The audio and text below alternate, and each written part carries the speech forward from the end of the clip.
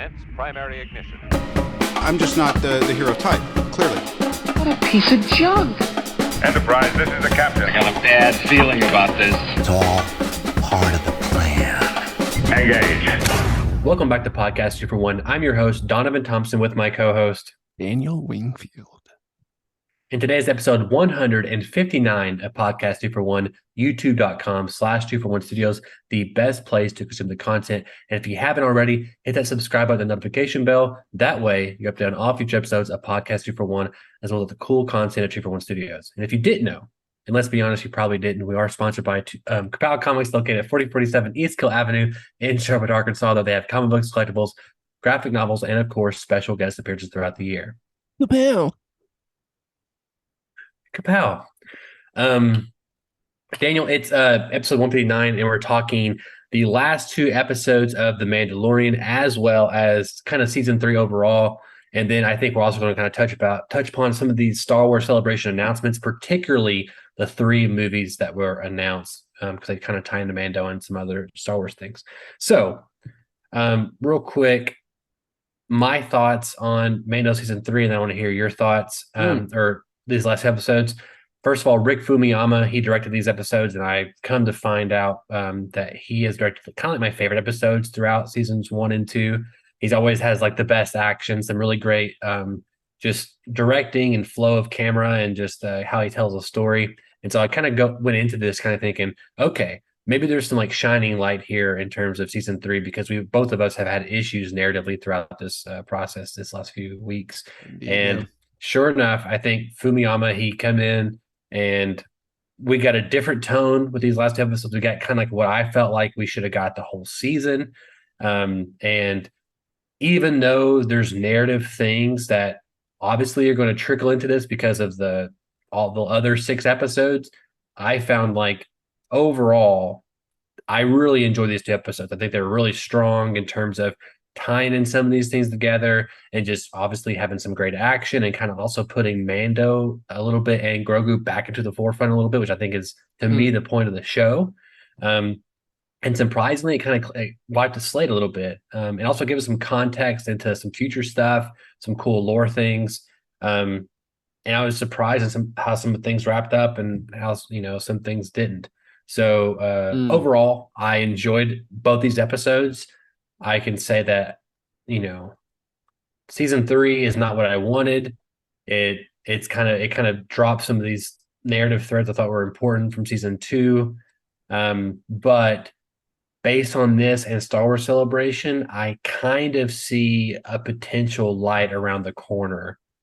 And I'm hoping that what we get with these movies and Ahsoka and all these other kind of things makes me kind of forget about some of the season's shortcomings.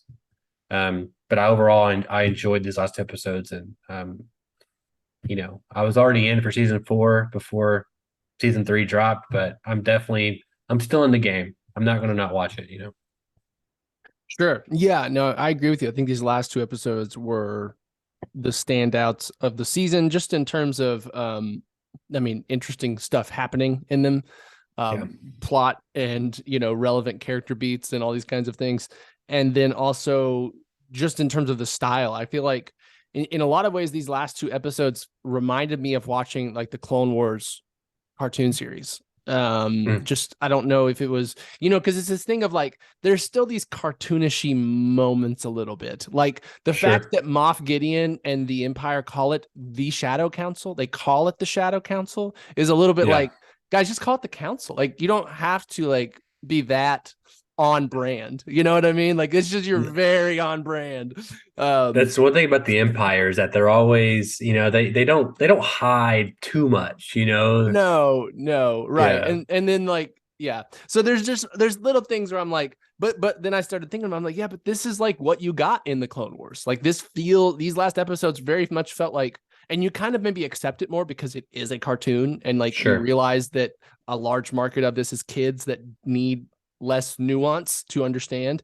And so like, I don't know, thinking about that way, like even some of the more like quirky or cheesy or moments, I was like, okay, but like, it really does feel like that's what they're going for with these. And like I said, I think the action was good. I think the character moments were good. I think it did end, like it really felt like this could be the end of the Mandalorian TV show. And then the next one is just Ahsoka or whoever's next, right? Like in some ways that feels, of course, like they're going to go on their adventures, but, and I don't know. Do we know when we're getting the next season? Like, has it been slated for like when they're planning to release it? From what I understand, Favreau had written it before season 3 started, and that production is supposed to go in this fall or so just next year, probably, like just right on schedule, you'd think. Yeah, and we can get into kind of speculation onto what season 4 into the movie could lead it to, but yeah, I agree. Like this could have been the end until the movie, right? And or it could have been like the end, and then like we wait a few years before Bando season 4, and we have them participate in these other big events, and then we pick up with them some years later or something. Yeah. So yeah, it's like you said, and I agree, it doesn't fix the season. Like the whole episode with Dr. I can't remember his name, the clone guy. It wasn't worth the tie-in, in my opinion. Like you could have set up what happened in 10 minutes of a different episode and made that episode about something that felt more relevant and important. And it just like, there's things like that where you're like, oh yeah, there's the chick from that episode. And like, well, that wasn't worth it. Or like, you know what I mean? Like there's just things where you're like, okay, like the setup to get here wasn't great all the time. Like there were moments, there were moments of fun. There were moments of interesting lore, world building, things like that. But I did feel like they stuck the landing. So like, it leaves a better taste in your mouth at the end of the season, right? It does.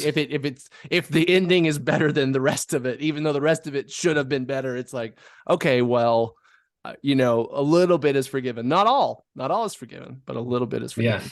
Yeah. No, you're right. You're right. Totally. And I think, I mean, even just like the opening of episode 7, when you see, the Imperial girl, like the Blade Runner, I mean, like that just sets the tone for like this and like the underbelly and like we're in the shadows. It's very much Blade Runner, right? And I was like, oh yeah, Fumiyama, give it to me. Like this was like that's all you needed from that character was just her talking to Gideon at one time.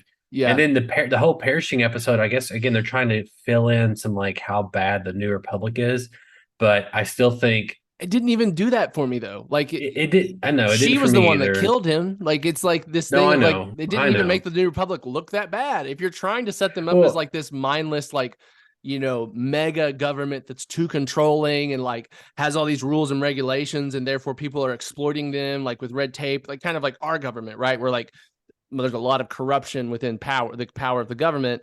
I didn't get that much. Like I got it that it's like it's a flawed system, but it also seemed like everybody in it's a good guy. You know what I mean? Like there weren't anybody like rebels or like those kind of people that seemed in any way sinister. Like, oh, they have bad intentions almost. You know what I mean? Right. Yeah. It still felt very black and white. Rebels good guys, or Republic good guys, Empire's bad guys. Sure. Yeah. Just kind of getting into some of the things for chapter 23 here, the spies. The Shadow Council, a couple cool things. One of them we see Commander Hux or whatever, and it's like his dad, and it's played by his actual brother which is cool, and like kind of tie in a little bit there, and paving some connective tissue for the First Order, and then they talk about Project Necromancer, which as we know from like the extended canon, or not extended canon, but like the I guess the canon comics and the books and stuff, basically. Palpatine was already trying to make clones for his body before Return of the Jedi and Project Necromancer, but he couldn't get a body that could hold his force powers. And he ends up inadvertently making Snoke, and Snoke is like his own being, but doesn't know he's being manipulated by Palpatine. So that's kind of the backstory there. So like we see that with Project Necromancer. We see also Captain Pelion, which I'll talk about, heir to the Empire in a little bit, which he's basically the right-hand man to Grand Admiral Thrawn. Sure. So we see him for the first time in live action. And then on top of that, you see Gideon kind of playing the sides of like, he doesn't really into the cloning stuff. And we know that, and I kind of was like, oh, this is kind of like we're talking about Snoke, right? We're talking about that. Right. And it was interesting to kind of go from that all the way to the end of the season where he's like, I was trying to clone myself. and Yeah. it didn't seem like Or a a big clone army reveal. is A what clone felt. army of myself, yeah, with Yeah. force powers. And was you Yeah. surprised just with Gideon? Like, it feels like, hey, I'll tell you what my thought was. I Yeah. thought he was going to die, this Gideon, and I thought it was going to be revealed that the real Gideon was always in prison at the New Republic, because they kind of act like we don't really because like it was a rumor Would've that been he was cool. escaped, rumor that he had escaped, but Right. no one from the New Republic was really talking about it. So I was like, oh, Or what if he cared, was? apparently. Yeah, so I was like, what? They were just like, no, he's been here the whole time. Like that's why we haven't really been talking about it. And this other Yeah. Gideon was doing it. It's like they killed this clone Gideon, and then the real Gideon still. I thought that's like how they're going to keep it going. Yeah, I'll be But it honest, doesn't feel Gideon. that way. No, and I feel like Gideon got less interesting the more we knew about him in some ways. Like he started feeling more and more just like a knockoff Darth Vader in some ways. Like just even how they were dressing him, like I get it's like the I dark did trooper like stuff, his but like outfit, I Darth don't Maul like look. it was I like okay. It was that. like a Darth Maul Mandalorian helmety thing, I guess. Pretty cool.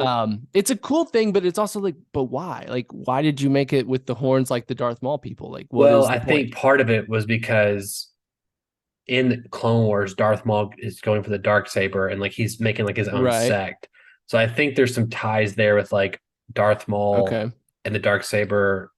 Again, that's part of the problem with this is we're kind of getting into the weeds and stuff. It's like even I'm getting where I don't know all the connections that they're Yeah, and I making. haven't watched those episodes in years now. So yeah, I don't recall. But yeah, I think like I said, I think he like I it was a weird thing that he was cloning himself. I think that was just like a little like I guess that makes him feel more like just a little bit more super villainy. Like and like this is something I was thinking about when I was watching is like that's kind of what Star Wars has always been. Like the antagonists are Darth Vader, like the prototype evil bad guy with a mask and a voice thing. Like, you know what I mean? Like Yeah.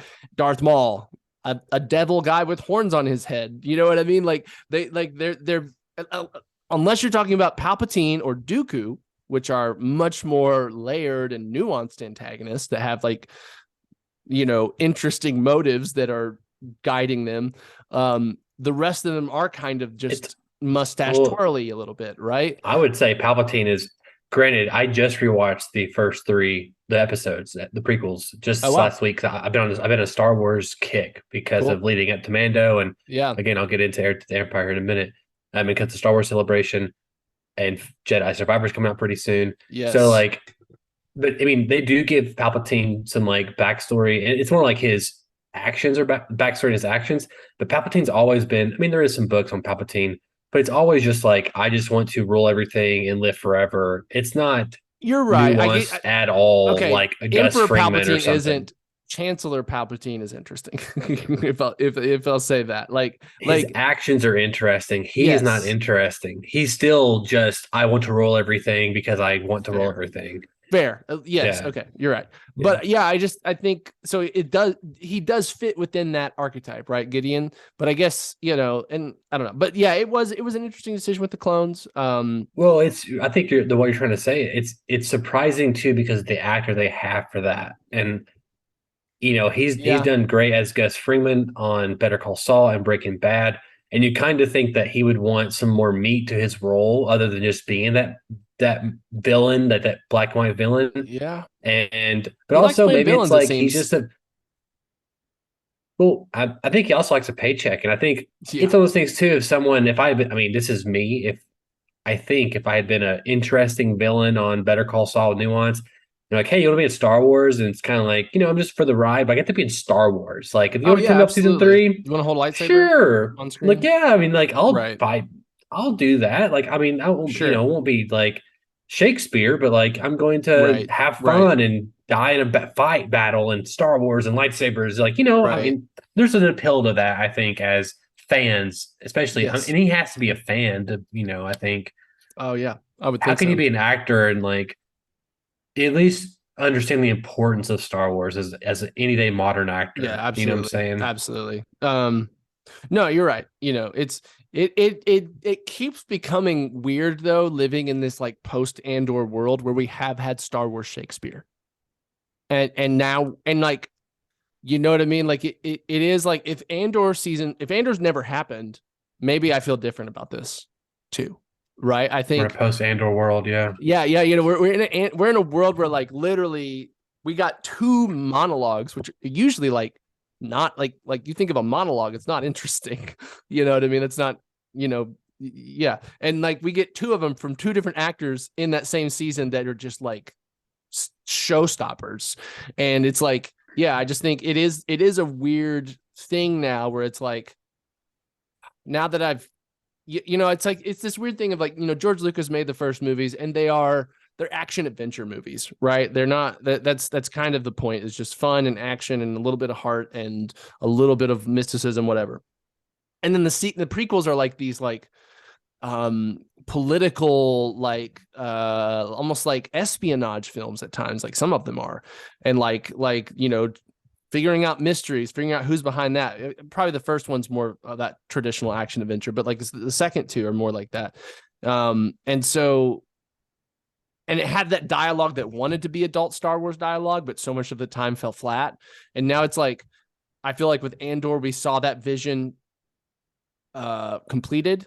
And so I don't know. It is just weird. Like, and it maybe taints my opinion of it a little bit. It's just like, I don't know. Like it's great, and I get it, and it's like it's doing what it needs to do. Like Mandalorian is as much for kids as adults, I would say. Like, just it feels like they are heavily marketing it towards younger people too. Just in terms of the type of violence you see, it's all usually very like no blood, no gore, easy stuff, and then just the kind of characters they have on there.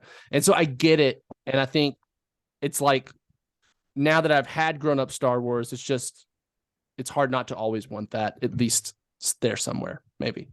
I may be a little different. I think as much as I've praised Andor, and again, it's an interesting thing where I would like to rewatch it, but I also know like there's a part of me that's like, but I have to get through those first 3 episodes or 4 Sure. episodes. You know what I'm saying? Maybe like, they'd be better actually, because the characters and where maybe it'd be more interesting. I don't know. Absolutely, but I think Andor does have a pacing issue for me. It's not even an Sure. issue.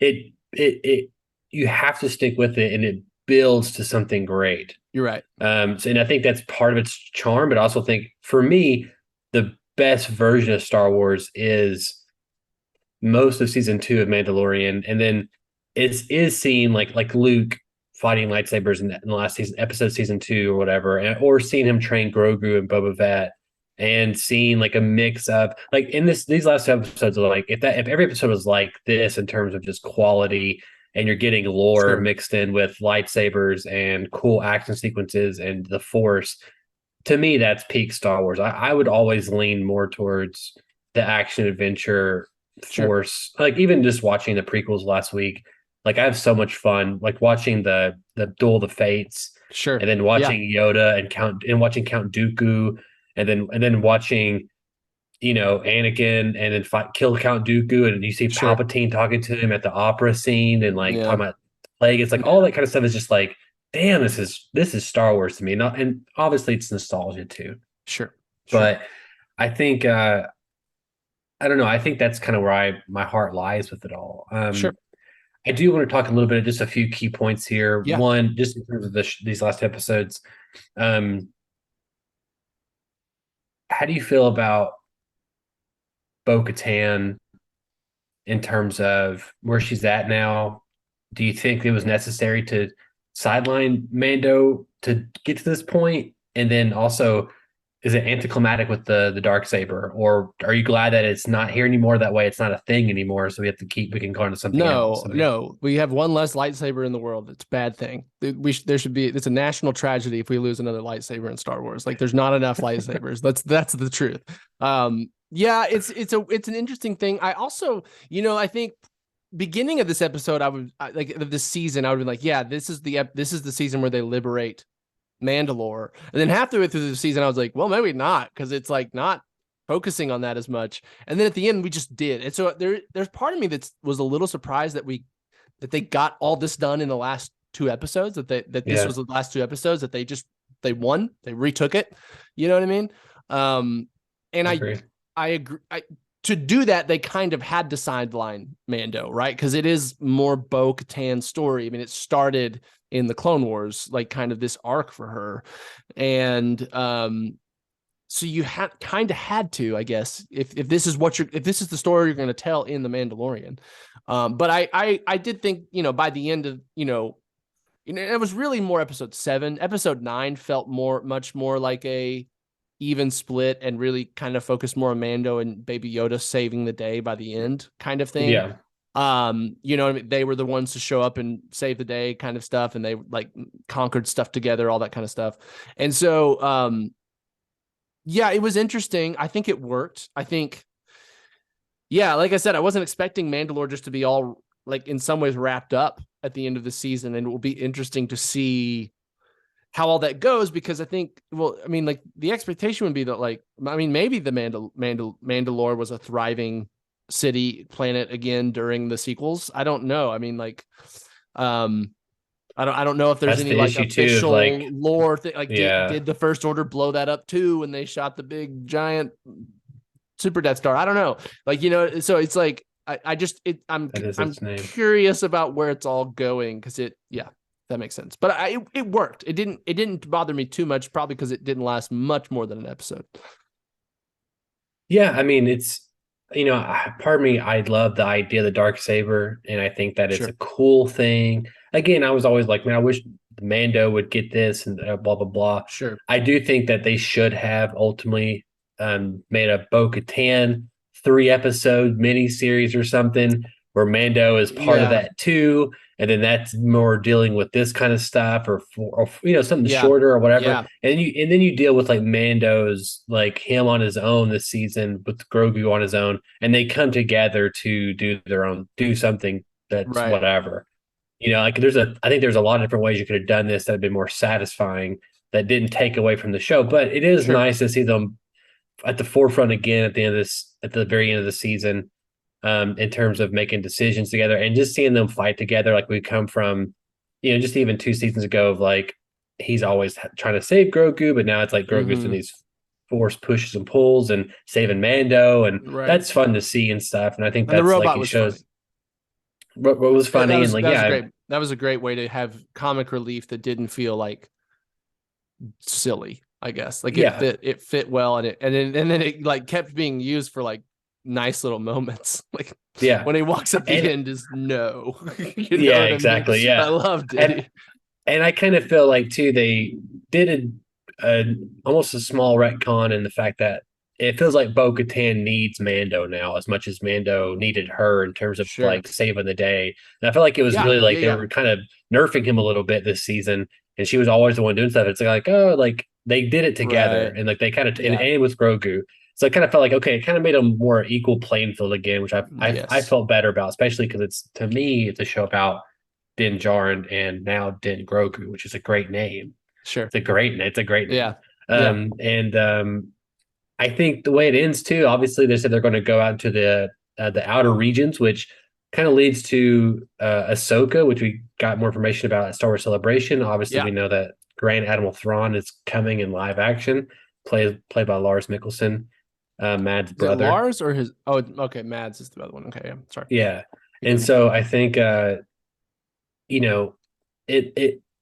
it's interesting in the fact that we got that ending shot with him, like he got his own plot of land. IG-11's now the Marshal, which kind of made him get to be able to leave that area, but also be protected.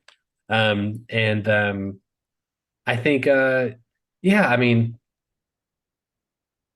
I'm excited for Ahsoka for the fact of Grand Admiral Thrawn, and it feels like in a Jedi story, personally for me. Well, yeah, and I think we just kind of talk about it. We can talk about at least Filoni's movie. So Filoni's movie was announced at Star Wars Celebration, and it's the culmination of these Disney Plus TV shows, including Skeleton Crew, which we don't know a whole lot about yet, but it's like basically Goonies meets Star Wars, and then we also have Ahsoka, and we also have Book of Boba Fett and Mandalorian. So all those are going to tie into the Star Wars movie, which I would be surprised if it wasn't called Heir to the Empire. Yeah, that's just sitting there. Yeah, and she does say it in the trailer. He's heir to the Empire. So maybe they shouldn't then.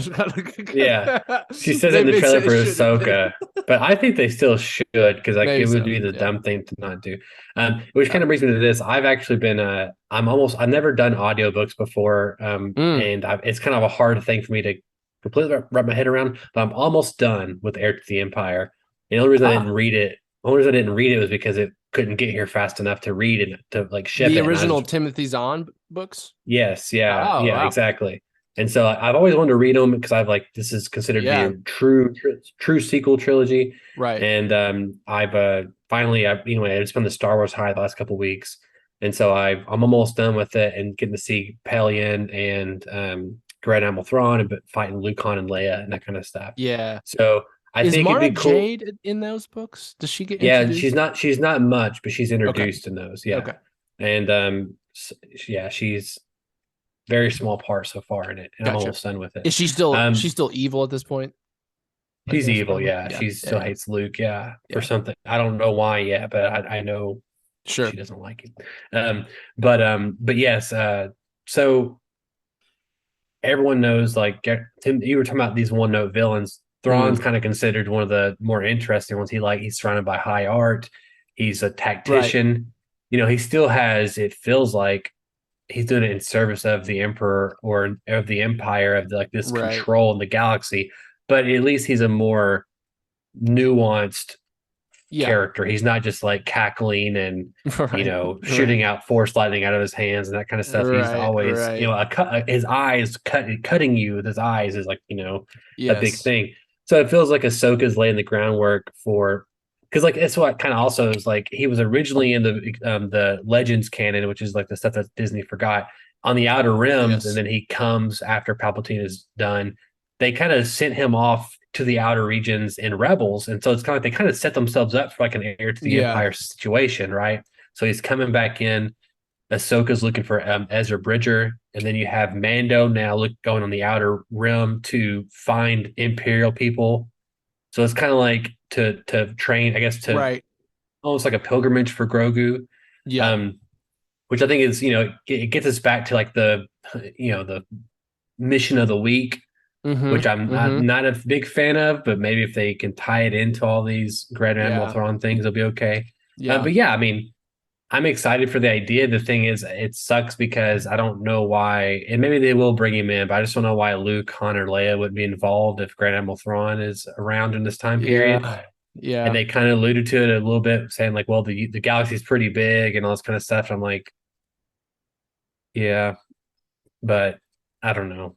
It's very interesting how it's just it's something they can't avoid, you know what I mean? And like I hope we're not getting like a CGI character that's supposed to be like a main role in this or something, you know what I mean? Well, I was gonna ask, what do you think of the odds? We'll get something. It'll be like a hologram of one of them talking to them, or you know what I mean? Something easy, I feel like.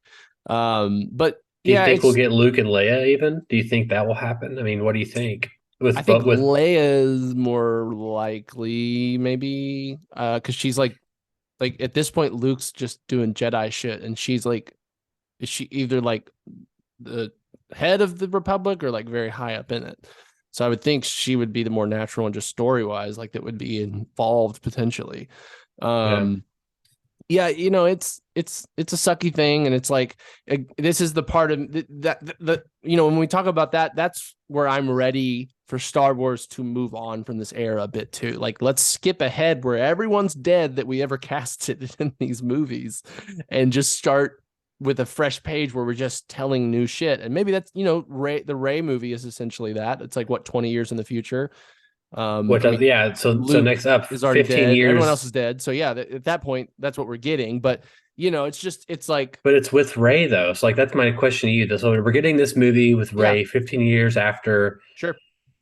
Rise of Skywalker. So we're getting Rey Skywalker. She's building the new Jedi Order, and which is what Luke was doing, or trying to do during the period after Return of the Jedi.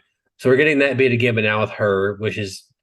To me, she was never really an interesting character in terms of her character was defined by her lack of history. Like, who am I? Right? That was her character. She was inherently good, and she was great actress, those kind of things, but she wasn't. I don't know. I don't know. So, do you think we'll get John Boyega back? I mean, he felt pretty burned again, but do you think he'll be a Force user in this new Jedi Academy? Do you think we'll get Poe Dameron back? It's 15 years later, so she's gonna have to be. I mean, to be fair, when this movie comes out, it may have been 10 years since Rise of Skywalker, but Right. Yeah. I mean, it feels like also real quick that they're doing these movies like they're announcing one at a time. They're not announcing trilogies or anything like that. Yeah. And I feel like, but they're going to have a bad guy in the Rey movie. They're going to come in and try to stop her from doing the thing. So it's kind of like, here's my question: does this need to be fucking told with Rey? Like, why are we doing Rey again? Every movie has made less money than the last movie in Star Wars. But that's not And it's been not like- Rey's fault. It's been the people that have been directing and writing for her, right? Like everything that is wrong with Rey is because of what people have written for her and what people have done with her. You can take her Right. and do something more interesting. Take her and give her faults.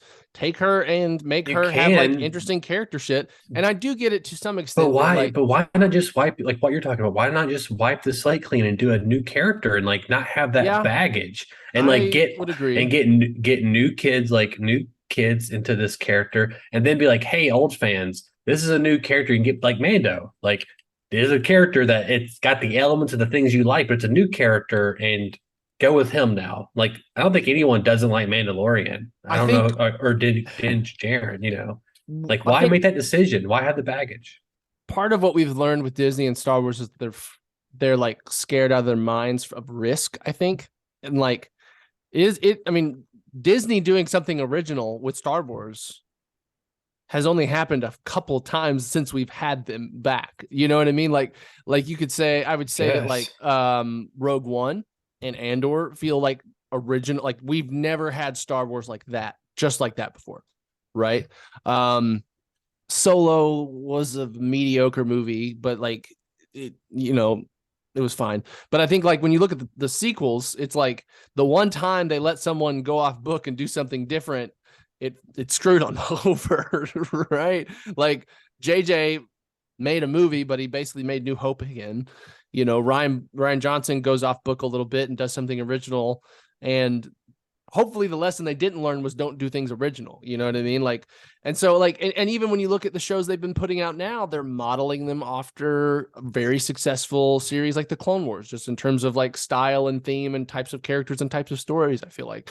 And so, I mean, to an extent, it makes sense. We've already got an established character that kids love, especially little girls. Rey's a hero to them. That's a more bankable effort than trying something brand new. You know what I mean? Like it's like that. It's like it comes maybe from the same instinct of like always doing sequels, like never doing new IP, because we can bet on a certain amount of money always getting made just because of the IP. You know what I mean? And it feels like maybe it's one of those decisions. Maybe it's like, well, we already have all this Rey merchandise, that still sells like hotcakes. Why not use this valuable character IP? I don't know. I mean, I think if it was up to me or us, I think, Blue Sky create like jumping ahead 100 years or something. And like, doing something like that, where we like pick up with like what the Jedi as a concept has evolved into, and it looks nothing like the Jedi and Sith that we've been accustomed to. Like, give us just a breath of fresh air and just of how we look at the Force and Jedi powers and all these kinds of things. Like, that sounds way more interesting to me, but that also sounds way more risky to a giant company like Disney. I mean, like, what if you do that and they all suck again and no one likes them, and then you have to jump another 100 years in the, you know what I mean? Like, I don't know. Like, it's interesting. Again, I mean, it also feels like it's in line with the plan to redeem the sequels, a la how a lot of the content that came after the prequels felt like a lot of people liked the prequels more after them. This feels in line with that plan. Right? If we make Rey a much more interesting character later, maybe people will forget how uninteresting we made her in the sequels. I you know what I mean? Like, to some degree, it's like, okay, yeah, that could be them trying to do this again that way. I mean, you make valid points and stuff, and I think that all these things were definitely talked about in some form or another during 1,000 meetings for Star Wars. I do think, again, my answer for a lot of this is how do you make people show up? You have 100 years from now, for like in terms of like the story, you have a little character called Din Grogu show up in Mandalorian armor, who's a bounty hunter, and he's a little Sure. side character. And then I think everyone would probably have to buy a ticket to watch that movie just to see what he's about. And you have him be like a cool side character that's not like the main character, and then use him to prop up people to see these other characters. But we are getting, well, first of all, let's just say this. I think the one that is going to happen is Dave Filoni's of the three. We haven't talked about the third one yet because Filoni feels like he's in for the long haul, and the Disney Plus shows, while they've been middling, they are successful so far. And Right. Grogu is a huge character, so like I think they could bank on that movie making money. His movie, I could say like a probably 95% chance it's going to get made. I'm not going to believe the Ray thing until I actually see a trailer for it or a poster or they're in production, Sure. because they've like for the last 5 years announced 10 movies with 10 different directors, and none of Yeah. them have been Yeah. made. Right. I mean, we have Taika's movie, which is gone now. Kevin Feige's movie. We have maybe Taika's movie is not gone, but it's like in development. We have Ryan Ryan Johnson's Johnson's trilogy. movies that are just We have whenever he has time, I Yeah. guess he's going to do those. yeah, exactly. And we have Patty Jenkins' Rogue Squadron movie, which is apparently still potentially in development. Oh, really? I thought that one was shelved. They I said thought it that did. they still talk to her, and it's in some form of development, whatever that means, Gotcha. So it's like they Okay. and again, so anyway, and even then it was kind of frustrating that they didn't announce more information than what they Sure. did, I feel like, or have Right. concept art or something like that. I mean, like, anyway, but I'm going to watch this Ray movie. I'm going to hope that Sure. it's good. It has interesting side characters or whatever. I don't know. Right. I don't know. Yeah, I but mean, I I think do- probably their best bet with it is to make it work standalone. And if it's a hit, then you make more. Probably. And maybe That- that's what they're kind of going with in this terms of like these things of like, okay, we're not going to plan a sequel. We're going to plan good movies that could get sequels, but we've got to make sure that they're good first, I guess. I don't know. And sometimes it feels like Yeah. Disney can't tell that until they release it. And so, It's yeah, true. And it's a tricky thing in terms of like one of the cool things about these Star Wars trilogies is that it's the case for like these characters. They, you see a bad guy, they don't die. Like, oh, they're going to come back in the next one. sure. And like, so there's this fine line of you can always have people escape and that kind of thing, and still tie off the narrative threads. So like, I don't know. I'm curious what they do with it. But Me too. I'm not just excited. Like, it would have to be there would have to be something other than Ray in this movie to get me excited about this. Sure. It's at the bottom of my totem pole of things I wanted from Star Wars. Right. But the other thing is, we're going all the way in the opposite direction now for James Yeah. Mangold's film, which is during the Old Republic, right? 25,000 Pre years that, before, isn't it? yeah, Like or yeah, pre Dawn of the the Old Jedi, Republic.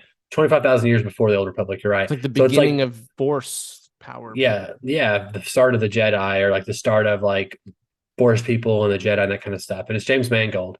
So apparently he Yeah. had a pitch Yeah. and they liked it enough. And it's also, I think, bodes well for Dial of Destiny with Indiana Jones, because obviously they've been in the weeds Sure. with him for that for a couple of years now. And so they must be liking what they're seeing to go ahead and give him a Star Wars movie before that one even comes out. James Mangold hasn't missed much, if any, in his career. I feel like I don't have it. I agree. I don't have a list of all his films in front of me, but like all the ones I can think of do well and are good movies, and well told stories. He knows how to tell a story and get that on camera. And so yeah, I mean, like I'll be there because I like James Mangold, and I think I heard some online chatter about this, like it's theoretically it's like they're telling stories like from the Bible, essentially, of the Jedi. Like this is like their Right. creation myth, almost, maybe. And so it's always, I guess there's always a risk of getting stupid when you try to explain fake powers in a fake universe, you know what I mean? And getting silly and getting like, okay, eye rolly a bit with it.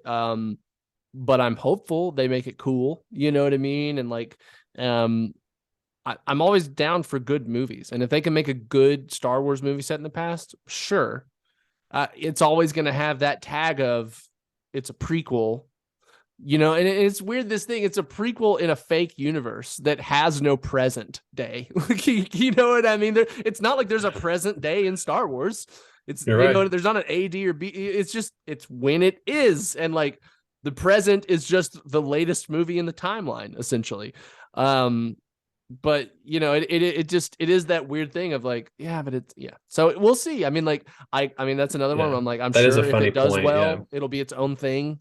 I'm sure it'll be standalone at first, but if it does well, it probably get sequels, kind of thing. But Yeah. James Mangold, yes, I'll watch his movies pretty much most of the time. So Yeah, I mean, his track record: Logan, Ford versus Ferrari, 310 to Yuma, now Indiana Jones. I like the Walk the Wolverine. Line. I know it's got issues. Walk the Line.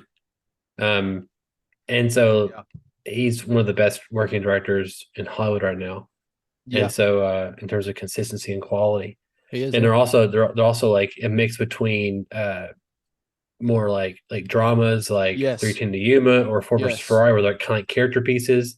But then he has Logan, while there's a lot of action, there's a lot of drama. There's a lot of like emotional moments in that movie, and it's about the relationship between Logan and the girl, and Logan to Patrick Stewart. 100%. Than it is about any of the action that happens, So Right, yeah, and then you can look at like Indiana Jones and be like, yeah, it looks like Indiana Jones, like it looks like an action adventure set piece, and like he can do both, So I think he's perfect for Star Wars. I'm surprised. I was surprised when his name got dropped. He's also doing this while he's writing Swamp Thing, also, which I think is also a cool. Like he's living my dream career right now, which is frustrating. Sure. But so yes, I think prequel. It's funny that you said that because, like, you're right. There is no present day, but I do feel like to me, the furthest in the timeline to me is the benchmark for present day. And so I just it's the most interesting because you have no idea what's going to happen, right? Exactly, like, and that's why what's I going think to happen later. So it feels, while it's cool, it's not like it's going to change anything that is going to happen later. Exactly, and I think that's the fun part of like even the Marvel movies, and like or any movie is you're like, okay, here's these characters, and I don't know what's next. I don't know the bad guys. I don't know what their journey is. Like I don't like watching. Again, when you watch in season 2 of Mando, you're like, oh, this is the Luke I've always wanted. But they're in the back of your head, there's like, oh yeah, but in like 20 years, he's going to try to kill his nephew and become like a hermit alcoholic dude and milk cows and stuff. That's coming, and you're like, it makes it kind of not great. So it's like, oh, these are the Jedi, but like one day Rey's going to say, like, this is the dawn of the Jedi. I'd be like, one day Rey's going to be like, all the Jedi are inside, or all are me. Like I am all the Jedi one day, and you're like, I'm sorry, random kid who's discovered the Force. Like this is what you're building towards, So yes, exactly, right. That's the issue with all that stuff. But I think again, I'm most excited about Filoni's because while he's done good on the TV sphere, I think, especially when he has that big movie budget and there'll be even more people to kind of give advice and to make it cinematic. I mean, I really think like that one could be something special. Like this will it'll be nice also to see I think it could be the first one out of the gate. And I also think that Star Wars, like to me, it'll be nice to see Star Wars on the big screen again. Like something I'm really looking forward to. Is this Filoni's first feature? Yeah. I mean, like ever in his career? Yeah. Yes. I mean, Season 2 was Ahsoka's episode was his first directed live action thing ever. Oh wow, the live action, right? Yeah. So it will be. It'll be. I mean, I hope he makes the transition well. Sometimes I think there's part of his style or things that are consistent with him that you're like, okay, well, hopefully that gets upgraded a little bit in a movie version maybe of the story kind of thing, right? So like there is a little question just because he's never done it before, you know what I mean? And but I think you're right in that there's going to be plenty of people around him, and it seems like that's the case with like Star Wars. It feels like there's just so many producers and directors involved in like all of this stuff compared to like Marvel even. I don't know, maybe it's just because Star Wars has struggled more recently, so Disney feels like they need more hands-on control or something. But Yeah, it'll be interesting. I mean, Well, it I'm feels like you're excited. getting this network now of people like Bryce Dallas Howard, Rick Fumiyama, John Favreau, people now who've like dipped their toe in every season. That Yes. is also, it feels like they are truly like a network and they're trying to help each other. And Yep. I think Fumiyama, he is the one that you should give an like you probably have Filoni write the story, but you have Fumiyama direct it. That's probably, and then Sure. but you have Filoni write the story, not the maybe not the dialogue or the Yeah. Right. script or the movie. And I'm not saying it's Yeah. like bad dialogue, but I'm saying like TV is different, like structure than a Yes. movie. And so I Yes. think that is the part I'm kind of afraid of. Yes.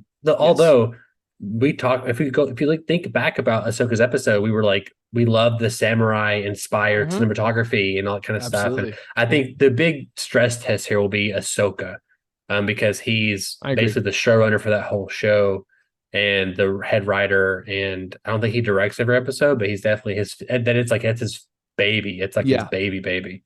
Yeah. So I No, think I that will agree. be the stress test. Yeah. And is that the next thing that comes out in Star Wars? I'm bad. Is Bad Batch the last season out? Yeah, I Oh, think it well, comes out pretty okay. soon. You Yeah, have but I that. feel like I haven't kept up with it, and it feels like it's I haven't pretty. either. It seems the fandom considers it pretty irrelevant, so it doesn't seem. Yeah. It does not. Well, It it's does its not last seem like a season. show worthy of catching up on. Yeah, it's its last season. We have Visions coming out pretty soon, and then we have, I Sure. believe, Ahsoka this fall. Then we have Skeleton Crew.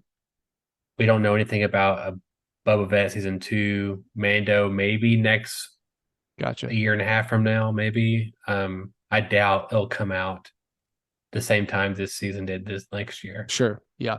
I think it might be fall of next year, maybe. I Sure. do think we'll get at least one more season of Mando Mhm. before the movie. I know Okay. we will. I have a feeling we'll get another season of Ahsoka before the movie. Sure. And then we'll see what happens with Skeleton Crew. Can I ask real quick before we get off here, what's your most excited thing? What's the thing you're looking forward to the most? Hold on 1 second. Stall for time. Stalling for time. I'll say the thing, I mean, I kind of talked about already, listeners, but I'm more excited about the Heir to the Empire movie just because, just like, Sorry, I'm kind back. of, Someone knocked at the door. yeah, Just had to check.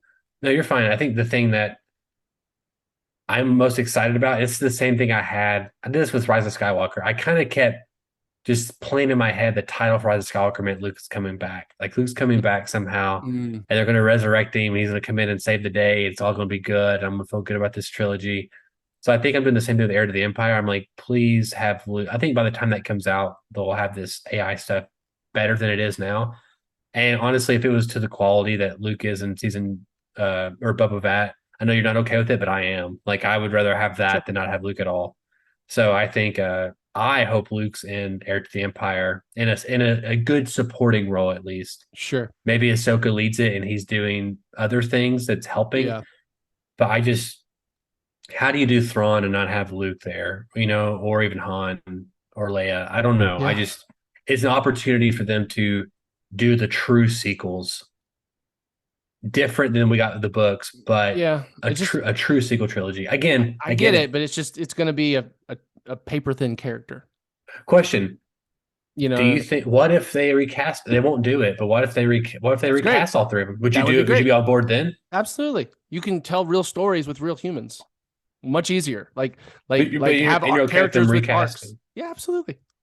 Hell yeah. Yeah, do it, Disney. Do it. We're I was voting afraid. for. I mean, I was still a little hurt when it wasn't Sebastian Stan walking into that last episode of season 2 of Mandalorian, because we had no idea and there were all these rumors, and I was just like, to me, that's how you tell more Luke stories that are good. Like at this point, CGI Luke is fan service. That's the only reason he ever shows up. Fan service. Man. And I'm a fan. I will enjoy it. It's cool to see, but it's never going to be more interesting than it's cool to see.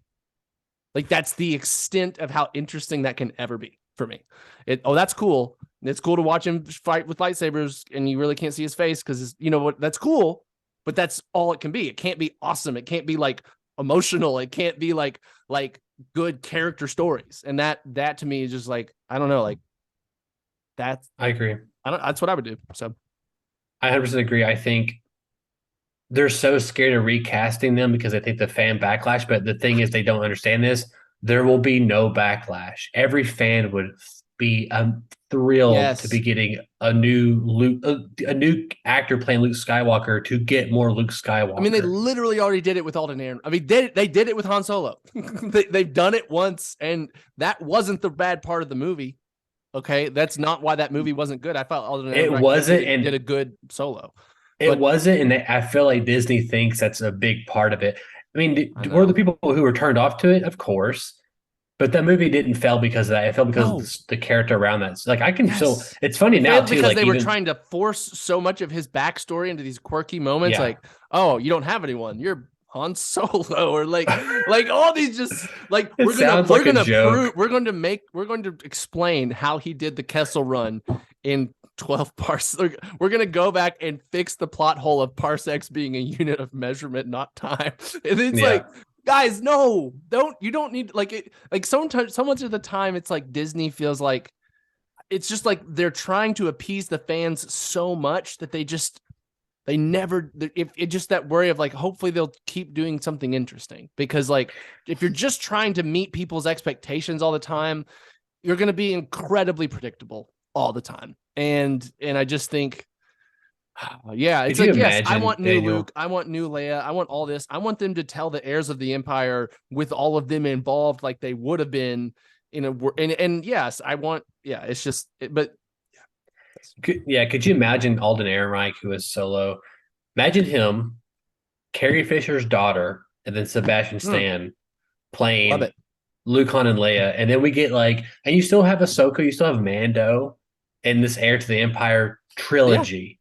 Like, can you imagine that? Yeah, exactly. I would cream my pants 10 times over. Exactly. It would be amazing. At that point, you can do, well, I don't know if you would, but like you could actually tell the story of like Luke's failure with the Jedi Temple and make it better than it was in the flashbacks of this of the sequels. Like, you know, like if you want to fix the sequels, do that. Like the parts of the sequels that were just like kind of paper thin storytelling and like character decisions that felt like so unjustified or like weird, go back and explain those with good stories and good characters.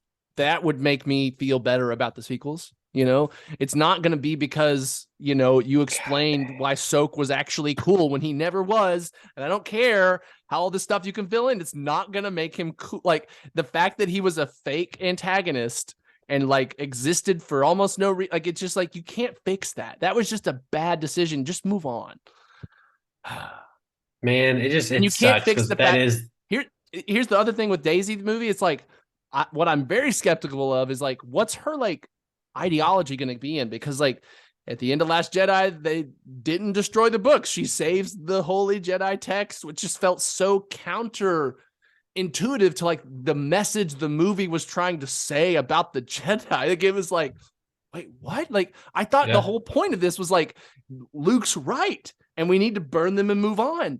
But what, you know what I mean? So it's just like, it's just like Disney wants to have all their cake and eat it too. You know what I mean? And then like, it was, And maybe that was a studio decision. Maybe it was like, no, we cannot have the sacred Jedi text destroyed forever in lore. I don't know, but it's just like, it's just one of those things of like, man, you know, Disney is it a little bit reminds me of like the Mario movie, right? Where like it felt like that was like Japan was so afraid of doing anything that would hurt the IP in any way that they played it so safe that it just wasn't as interesting as it could have been if you weren't just there for the Easter eggs, right? And that is since really the Last Jedi. That has felt like what Disney has been like, where it's just like, we can't offend anyone. We can't offend the old fans. We got to do things that are just for them and like, you know, tickle their fancy. But we also have to tell stories in the future that like, I don't know. I get it, man. I mean, hey, I was the Last Jedi defender. I still am in a lot of ways, even though it's absolutely not what I would have done at all with a second, first, or third movie. Right. But by the time the whole thing wrapped up, it's like it's soured me on. I'll still watch it and still enjoy it for what it is. But yeah, it's still probably it's still in so many ways, it's still the best directed movie of the trilogy, and it's still some of the best acting of the sequel trilogy, right? Like, and it's I mean, I think categorically does his the best acting ever. Of maybe all of the Star Wars movies ever, right? Yeah, it might be. Yeah. But it's just, yeah. So it's, we've had this argument, guys. If you want to really know everything we Episode feel about The 7. Last Jedi, there's an episode 7. Wow. We're on episode 159, right? So yeah, episode 7. You have to go back about 152 episodes, but you can get the juicy details. I think it was like over 2 hours of podcast about The Last Jedi alone. Yeah. And then maybe over 3 for The Rise of Skywalker, or maybe I'm overestimating No, those. the next episode after our last Jedi debate, we talk about the Rise of Skywalker, and then you and me flip because we had different reactions, That's and right. then I start hating Last Jedi. You still hate Last Jedi, but I don't hate Last Jedi. But I don't. Anyway, it's just I'm disappointed in it. I'm not mad. I'm just disappointed. You know what I mean? Here's the thing too. I was thinking about this as you were talking. Like Solo to me was kind of like one of the lower bar things, but now that Boba Fett's come out and Obi-Wan's come out and Rise of Skywalker's come out, I'm like, you know what? Solo is not that offending to me anymore. Like it's actually it's okay. Really good actors and some fun moments and some cool things in it. And then really well made. And good speaking directing, of Solo, there's been a lot of rumors recently that Donald Glover's in talks to do like they said he was. He's back or series or something. I don't know for Lando. So which it makes me feel like if they can use him, they can use Aldrin again as Han Solo. I know.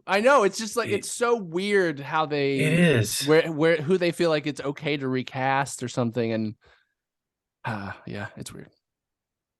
Man, oh man, that's the route, Disney. If anyone close is listening, recast your original trilogy actors. Yes, so you can tell like you did stories. Like you did Mon Mothma, so you can tell actual stories.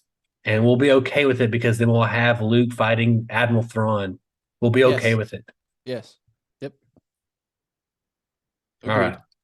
How can listeners write into us, Daniel, and tell us that they agree with everything we say? Listeners, you can write in and agree with us at bit.ly/241mail. There you can let us know what you thought of The Mandalorian Season 3, how you feel about these upcoming Star Wars projects that have been announced, like the Rey movie and like the Heir to the Empire movie and Mangold's movie. Let us know, bit.ly/241mail. If you can't, our Bitly, you can always write into us in the comment section below, youtube.com/241studios, the best place to consume the content. Of course, there's other things in Star Wars Celebration we didn't talk about, kind of like the Acolyte and Skeleton Crew, but we'll talk about them plenty as we learn more about them. Indeed. And we can actually comment on them in maybe a more sensical way. Daniel, it's fun talking Mandalorian. Again, this is the pod started on this show 3.5 years ago.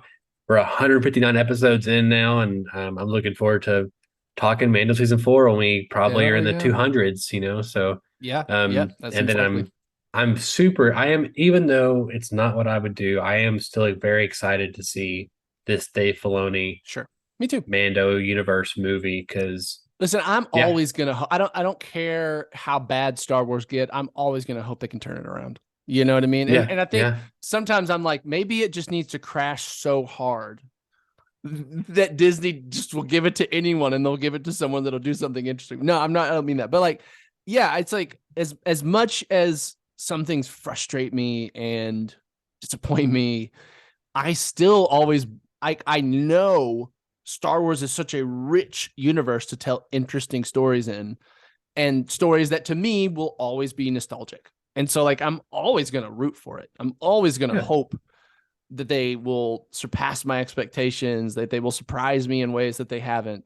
I'm as much as I dog on it and criticize it and drag it down, it's because I'm hoping for something better, and because I want, and everything time that something comes out, I'm going to hope that it's better. It's getting better. You know what I mean?